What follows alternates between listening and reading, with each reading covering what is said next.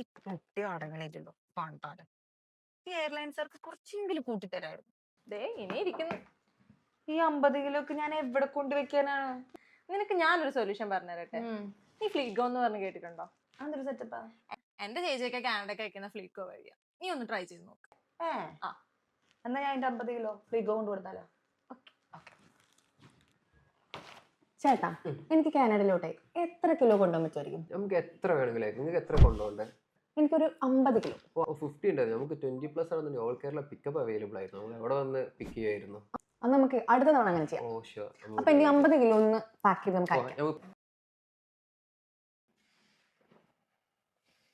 അപ്പൊ ഇനി എന്റെ സാധനങ്ങൾ ഞാൻ എത്തുന്നതിന് മുന്നേ കാനഡയിൽ എത്തിച്ചിട്ടുണ്ടാവും.